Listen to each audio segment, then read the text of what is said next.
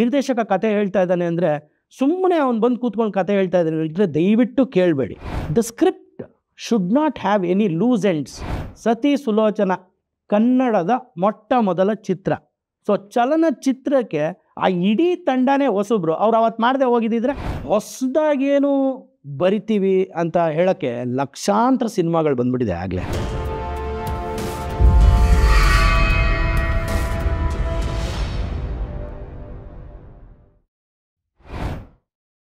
Investing in cinemas without cinema knowledge is injurious to you, your family, and the audience too. Annadata sukhi bhava. ಅನ್ನದಾತ ಸುಖಿ ಭವ.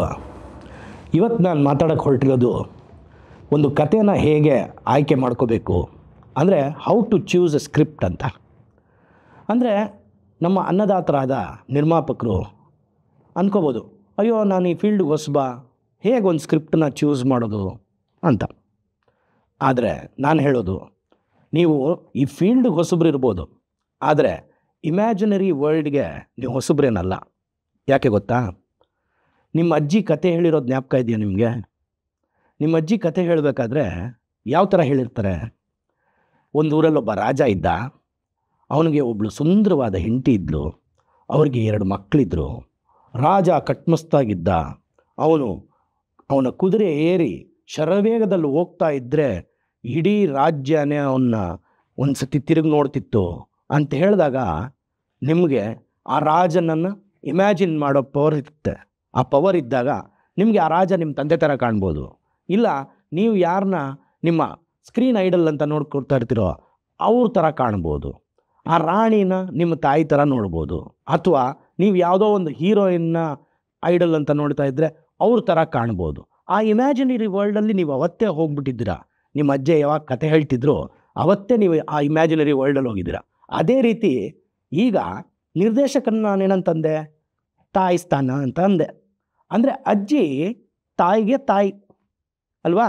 ಅಂದರೆ if creativity is mother of all then imagination is mother of creativity ಅಂತ. ಅಂದರೆ ಕ್ರಿಯೇಟಿವಿಟಿಗೇ mother ಏನು ಅಂತಂದರೆ imagination. First imagine ಮಾಡಬೇಕು. ಯಾರೇ ಒಂದು ಕತೆ, ಇವಾಗ ನಿರ್ದೇಶಕ ಒಂದು ಕತೆ ಹೇಳ್ತಾ ಇದ್ದಾನೆ ಅಂದರೆ ನಿಮ್ಮಲ್ಲಿ ಒಂದು ಪವರ್ ಇರಬೇಕು, ಇಮ್ಯಾಜಿನರಿ ಪವರ್ ಇರಬೇಕು. ಏನು ಅಂದರೆ ಇಮ್ಯಾಜಿನ್ ಮಾಡಬೇಕು ನೀವು. ಅದಕ್ಕೇನು ಅಂತಂದರೆ ಒಬ್ಬ ನಿರ್ದೇಶಕ ಕತೆ ಹೇಳ್ತಾ ಇದ್ದಾನೆ ಅಂದರೆ ಸುಮ್ಮನೆ ಅವ್ನು ಬಂದು ಕೂತ್ಕೊಂಡು ಕತೆ ಹೇಳ್ತಾ ಇದ್ದಾನೆ ಅಂದರೆ ದಯವಿಟ್ಟು ಕೇಳಬೇಡಿ. Because film making is all about writing. ಅಂದರೆ ಚಲನಚಿತ್ರ ಅಂದರೆ ಬರವಣಿಗೆ ಮೊದಲು ಇಂಪಾರ್ಟೆಂಟು. ಬರೆದಿರಬೇಕು. ಒಂದು ಸ್ಕ್ರಿಪ್ಟು ಒಂದೇ ಸತಿಗೆ ಫೈನಲ್ ಆಗೋದಿಲ್ಲ. ಯಾಕೆ ಅಂತ ಹೇಳಲ್ಲ, ಫಸ್ಟು ಒಂದು ಡ್ರಾಫ್ಟ್ ಬರೀತಾನೆ, ಒಂದು 1 ಲೈನ್ ಸ್ಟೋರಿ ಬರೀತಾನೆ, ಅದಾದಮೇಲೆ ಆ 1 ಲೈನ್ ಸ್ಟೋರಿನ ಡೆವಲಪ್ ಮಾಡ್ತಾನೆ, 2ನೇ ಡ್ರಾಫ್ಟ್ ಆಗುತ್ತೆ, 3ನೇ ಡ್ರಾಫ್ಟ್ ಆಗುತ್ತೆ. ಈ ಥರ 10 ಹಲವಾರು ಡ್ರಾಫ್ಟ್ ಆಗಿ ಒಂದು 10ನೇದೋ 11ನೇದೋ ಸ್ಕ್ರಿಪ್ಟು ಫೈನಲ್ ಆಗ್ಬೋದು. ಆದಮೇಲೆ ಅದನ್ನು ನಿಮ್ಮ ಹತ್ರ ತೊಗೊಂಬಂದಾಗ ನೀವು ತಗೊಂಡು ಅದನ್ನು ಓದಿ ಇಮ್ಯಾಜಿನೇಷನ್ ಮಾಡಿ ಆವಾಗ ನೀವು ಪ್ರೇಕ್ಷಕನಾಗಿ ಈ ಸಿನಿಮಾ ಇಷ್ಟ ಆಗುತ್ತಾ ನಿಮಗೆ ಅನ್ನೋದು ಫಸ್ಟ್ ಪಾಯಿಂಟ್. 2ನೇ ಪಾಯಿಂಟ್ ಏನು ಅಂತಂದರೆ the script should not have any loose ends ಅಂತ ನಾನು ಹೇಳೋದು. ಅಂದರೆ ಒಂದು ಉದಾಹರಣೆ ಕೊಡ್ತೀನಿ. ಏನು ಆ ಉದಾಹರಣೆ ಅಂದರೆ, ಇವಾಗ ಒಂದು ಬಿಲ್ಡಿಂಗ್ ಕಟ್ತೀವಿ ಅಂತ ಇಟ್ಕೊಳ್ಳೋಣ. ಆ ಬಿಲ್ಡಿಂಗಲ್ಲಿ ಏನು ಮಾಡ್ತೀವಿ, ಫಸ್ಟು ನೆಲ ಅಗಿತೀವಿ, ಸೈಟೆಲ್ಲ ಅಗಿದು ಅದಾದಮೇಲಿಂದ ಒಂದು ಪ್ಲಿಂತ್, ಒಂದು ಕೆಳಗಡೆ ಒಂದು ಫೌಂಡೇಶನ್ ಥರ ಹಾಕ್ತೀವಿ. ಅದಾದಮೇಲೆ ಪಿಲ್ಲರ್ಸ್ ರೈಸ್ ಮಾಡ್ತೀವಿ. ಪಿಲ್ಲರ್ಸ್ ರೈಸ್ ಮಾಡಾದಮೇಲೆ ಸ್ಲ್ಯಾಬ್ ಹಾಕ್ತೀವಿ. ಅದಕ್ಕೆಲ್ಲ ಏನೇನು ಬೇಕು, ಐರನ್ ಇರುತ್ತೆ, ಕಾಂಕ್ರೀಟ್ ಇರುತ್ತೆ, ಎಲ್ಲ ಹಾಕಿ ಎಲ್ಲ ಒಂದು ಸ್ಲ್ಯಾಬ್ ನಿಲ್ಲುತ್ತೆ. ಬಟ್ ಯಾವತ್ತಾದರೂ ನೋಡಿದ್ದೀರಾ ಯಾವುದಾದ್ರೂ ಬಿಲ್ಡಿಂಗಲ್ಲಿ ಪಿಲ್ಲರ್ಗೂ ಸ್ಲ್ಯಾಬ್ಗೂ ಮಧ್ಯದಲ್ಲಿ ಗ್ಯಾಪ್ ಇದೆ, there is some loose ends. ಆದಾಗ ಏನಾಗುತ್ತೆ, ಕಟ್ತಾ 2-3 ಅಂತಸ್ತು ಕಟ್ತಾ ಲೂಸ್ ಎಂಡ್ಸ್ ಇದ್ದಿದ್ದ ಕಡೆ ಕ್ರ್ಯಾಕ್ ಬಿಡುತ್ತೆ. ಕ್ರ್ಯಾಕ್ ಬಿದ್ದು ಬಿಲ್ಡಿಂಗ್ ಕೊಲ್ಯಾಪ್ಸ್ ಆಗುತ್ತೆ. That is why loose ends ಇರೋಂಗಿಲ್ಲ. ಲೂಸ್ ಎಂಡ್ಸ್ ಇರಲೇಬಾರ್ದು. ಹೇಗೆ ಅಂದರೆ ಒಂದು ಸ್ಟ್ರಾಂಗ್ ಬಿಲ್ಡಿಂಗ್ ಥರ ಸ್ಟ್ರಕ್ಚರ್ ಇರಬೇಕು. ಅಂದರೆ ಫಸ್ಟ್ ಪೇಜ್ ಆಫ್ ದ ಸ್ಕ್ರಿಪ್ಟಿಂದ ಹಿಡಿದು last page of the script ತನಕ ಕನೆಕ್ಟಿವಿಟಿ ಇರಬೇಕು. ಮತ್ತು ಎಲ್ಲದರಲ್ಲೂ ಒಂದು ಸ್ಟ್ರಾಂಗ್ ಬಿಲ್ಡಿಂಗ್ ಥರ, ಹೆಂಗೆ ಒಂದು ಸ್ಟ್ರಕ್ಚರ್ ಸ್ಟ್ರಾಂಗ್ ಆಗಿ ಆಗುತ್ತೆ, ಆ ಥರ ಆ ಕತೆ ಒಂದಾಗಬೇಕು.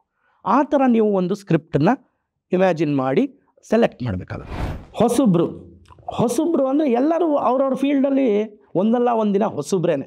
ಇವಾಗ ಫಾರ್ ಎಕ್ಸಾಂಪಲ್ ಸಚಿನ್ ತೆಂಡೂಲ್ಕರ್ ಅವರು ಫಸ್ಟ್ ಡೆಬ್ಯೂ ಮಾಡಿದಾಗ ಹೊಸಬ್ರೇನೆ ಕ್ರಿಕೆಟ್ಗೆ. ಹಾಗೆ ಅಣ್ಣವರು ಬೇಡರ ಕಣ್ಣಪ್ಪ ಸಿನಿಮಾದಲ್ಲಿ ಡೆಬ್ಯೂ ಮಾಡಿದಾಗ ಹೊಸಬ್ರೆ ಸಿನಿಮಾಗೆ. ವಿಷ್ಣುದಾದ, ಅಂಬರೀಷ್ ಅವರು ನಾಗರಾವ್ ಸಿನಿಮಾ ಮಾಡಬೇಕಾದ್ರೆ ಹೊಸಬ್ರೇನೆ ಸಿನಿಮಾಗೆ.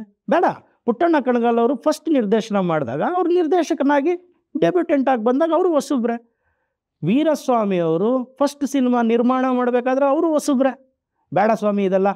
ಸತಿ ಸುಲೋಚನ ಕನ್ನಡದ ಮೊಟ್ಟ ಮೊದಲ ಚಿತ್ರ. ಸೊ ಚಲನಚಿತ್ರಕ್ಕೆ ಆ ಇಡೀ ತಂಡನೇ ಹೊಸಬ್ರು. ಅವ್ರು ಅವತ್ತು ಮಾಡದೆ ಹೋಗಿದ್ದಿದ್ರೆ ಸಿನಿಮಾ ಆಗ್ತಿತ್ತಾ?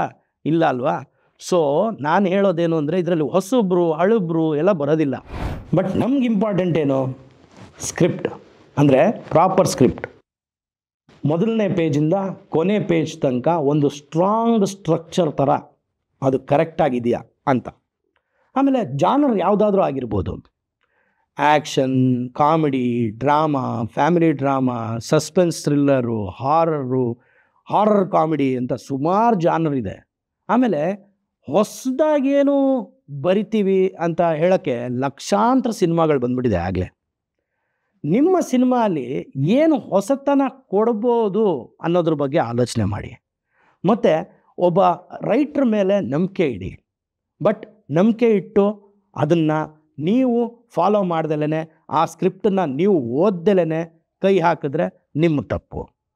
ಆಮೇಲೆ ನಿಮಗೆ ಒಂದು ಬಳಗ ಅಂತ ಇರ್ತದೆ. ಅಂದರೆ ಟೆಕ್ನಿಕಲಿ ಸ್ಟ್ರಾಂಗ್ ಆಗಿರ್ಬೋದು, ಇಲ್ಲ ಈ ಕತೆಗಳನ್ನ ಓದಿ ನಿಮಗೆ ಒಂದು ವಿಮರ್ಶೆ ಕೊಡೋ ಅಂಥವ್ರು ಇರ್ಬೋದು. ಅವ್ರ ಜೊತೆ ಹಂಚ್ಕೊಳ್ಳಿ, ಡಿಸ್ಕಸ್ ಮಾಡಿ. ಈಗ ಆ ವಿಮರ್ಶೆಗಳನ್ನೆಲ್ಲ ತೊಗೊಂಡು ನೀವು ಪಾಯಿಂಟ್ಸ್ನ ನೋಟ್ ಡೌನ್ ಮಾಡಿಕೊಂಡು, ಡೂಸ್ ಆ್ಯಂಡ್ ಡೋಂಟ್ಸ್ನ ನೋಟ್ ಡೌನ್ ಮಾಡಿಕೊಂಡು ಆ ರೈಟ್ರ್ ಜೊತೆ ತಿರ್ಗಾ ಕೂತ್ಕೊಂಡು ಒಂದು ಡಿಸ್ಕಷನ್ ಮಾಡಿ. ನೋಡಿ, ಈ ಥರ ಪಾಸಿಟಿವ್ಸ್ ಇದೆ, ಈ ಥರ ನೆಗೆಟಿವ್ಸ್ ಇದೆ, ಇದನ್ನು ಚೇಂಜ್ ಮಾಡ್ಬೋದಾ, ಮಾಡಬಾರ್ದಾ ಎಲ್ಲ ಹೇಳಿದಾಗ ಅದಕ್ಕೆ ಕನ್ವಿನ್ಸಿಂಗ್ ಆಗಿ ರೈಟ್ರ್ ಆದವನು ಒಂದು ಉತ್ತರ ಕೊಡ್ತಾನೆ. ಯಾಕೆಂದರೆ ಅವನು ಆಲೋಚನೆ ಮಾಡೇ ಬರೆದಿರ್ತಾನೆ. ಆದರೆ ನೀವು ಯಾವಾಗ ಅದರಲ್ಲಿ ಡೂಸು ಡೋಂಟ್ಸು ಈ ವಿಮರ್ಶೆಗಳನ್ನೆಲ್ಲ ತೊಗೊಂಡು ಕೇಳಿದಾಗ ಅವನ ಆ್ಯಂಗಲ್ನೂ ಒಂದನ್ನು ನೀವು ಕೂತ್ಕೊಂಡು ಕೇಳಿಸ್ಕೊಂಡು ಆ ನಂತರ you have to take a final call. ಏನು ಅಂದರೆ, ಈ ಸಬ್ಜೆಕ್ಟ್ ಮೇಲೆ ನನಗೆ ನಂಬಿಕೆ ಇದೆ, ಈ ಸಬ್ಜೆಕ್ಟ್ ಮಾಡಿ ನಾನು ಜನರ ಮುಂದೆ ತರ್ತೀನಿ, ಇದಕ್ಕೆ ನಾನು ಬಂಡವಾಳ ಹೂಡೋಕ್ಕೆ ತಯಾರಿದ್ದೀನಿ ಅಂತ ನಿಮ್ಮ ಮನಸ್ಸೊಳಗೆ ದೃಢವಾದ ಒಂದು ನಂಬಿಕೆ ಇದೆ ಅಂದರೆ ಆ ರೈಟ್ರ್ ಮೇಲೆ ನಂಬಿಕೆ ಇಟ್ಟು ನೀವು ಈ ಚಿತ್ರನ ಮಾಡೋಕ್ಕೆ ಕೈ ಹಾಕ್ಬೋದು. ಈಗ ಒಂದು ಸ್ಕ್ರಿಪ್ಟನ್ನ, ಅಂದರೆ ಕಥೆನ ಹೇಗೆ ಚೂಸ್ ಮಾಡೋದು ಅಂತ ನಿಮ್ಗೊಂದು ಐಡಿಯಾ ಬಂದಿರ್ಬೋದು. ನನ್ನ ಮುಂದಿನ ಸಂಚಿಕೆಯಲ್ಲಿ ನಾನು ಈಗ ಪ್ರಾಪರಾಗಿ ಒಂದು ಸಿನಿಮಾ ತೆಗೆಯೋಕ್ಕೆ ಪ್ಲ್ಯಾನಿಂಗ್, ಅಂದರೆ ಪ್ರಾಪರ್ ಪ್ಲ್ಯಾನಿಂಗ್ ಹೆಂಗೆ ಮಾಡಬೇಕು ಅಂತ ಮಾತಾಡ್ತೀನಿ.